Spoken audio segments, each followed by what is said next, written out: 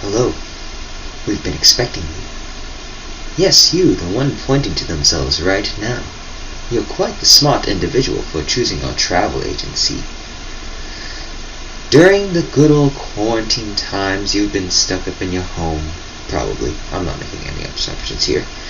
But now, you get to go on a life-changing trip, but not too life-changing like going to Disneyland.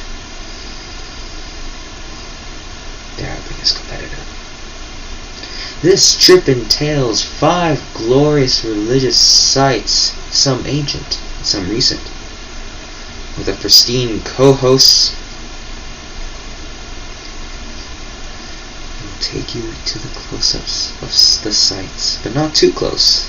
The real close-ups are when you go up to the trip. The first site you'll be visiting is the Poland Monastery and the Tintin statue located on Lantau Island in Hong Kong. Although Poland Monastery was built first, the statue and the monastery correlate with each other. Built in 1906 by a group of monks, it was created for obvious reasons, that being to practice Buddhism. As more pilgrims came, the bigger the monastery became, eventually becoming the biggest Buddhist monastery in Hong Kong. In 1990, the Tintin statue was created. It was meant to symbolize the harmony of people and nature. Being inspired by the Altar of Heaven, another temple located in Beijing, it only seems fitting for a statue like this to be near the monastery. The monastery can be visited after taking a ferry and cable car ride up the mountain. However, the statue is a couple hundred feet away, so it will be a bit of a walk, combined with the vast amount of stairs to the statue. If you've seen our brochure, don't let the travel surveyor's pain be in vain, okay? The next site which will be talked about with our co-host Jackie is the Temple of Angkor Wat. Take it away, Jackie! The Temple of Angkor Wat is located in northwest Cambodia. Angkor Wat translates to Temple of Cities and is one of the world's 8 wonders. Temple Angkor Wat was initially designed as a Hindu temple to worship the god Shiva, Brahma, and Vishnu, as that was the religion of the region's ruler, Suryavarman II. However, it was considered a Buddhist site by the end of the 12th century due to the uprising of Buddhism at the time. Now it is shared by both the religions, Hinduism and Buddhism. The design of Angkor Wat is a classical style of Khmer architecture, which made its marvelous style unlike anything else. The temple's sheer size and unique architecture style made it considered an 8th wonder of the world. Another aspect of the temple's design is to structure the temple like Mount Meru, the home of the gods, to which the Buddhists contributed. The 5 peaks of the temple were meant to represent the 5 peaks of Meru, where the gods sat and lived enjoyably. The decorated walls show the thousands of deities and important figures in Hinduism and Buddhism. The main shrine at its highest point reached a staggering 70 feet in the air. But sadly, all this came to an end in the 1800s, where this monument's beauty had been enclosed off to the public, but after decades of safety measures being implemented to save this wonder of a structure, it was finally open to tourists again. Around 500,000 people visit per year. For many, it is still a magical spiritual place for Hindus and Buddhists. All right, buddy. Thank you, Jackie. We get off the mic. We need time for our next song, which is led by our host Jenny. Jenny, if you would be so kind, let's begin. Hello, I will be introducing our third destination, which is a Buddhist temple named the Wat Siang Thong, otherwise known as the Temple of the Golden City. The Wat Siang Thong is located in Laos, a southeastern country in Asia. It acts as a gateway to the city of Luang Prabang, and it is the most famous temple of the city. It is often honored by the people and the city itself, for it is a sacred structure of where many Buddhists gather.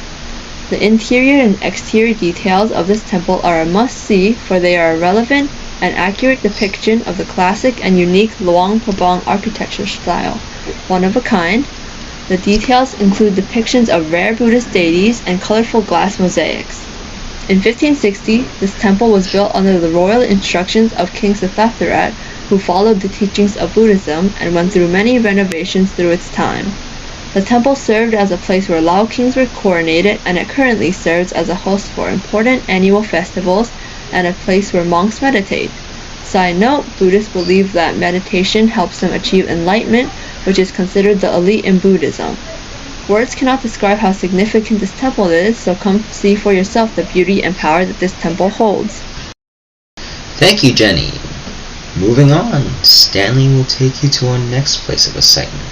Let's go!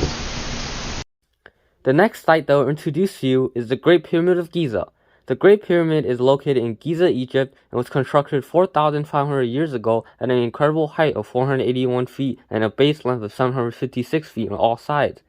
It has a volume of 92 million cubic feet, which is enough masonry to build the Empire State Building 30 times. The structure took 20 years to build with thousands of workers and used approximately 2.3 million limestone blocks weighing between 2.5 to 15 tons each. The pyramid shape symbolized the Egyptians' belief in their sun god Ra, as he was considered the father of all the pharaohs, who is said to have created himself from a pyramid-shaped mountain of the earth before creating all the other gods. The structure was built with mathematical precision, but you probably don't want to dive deeper into horrors of geometry.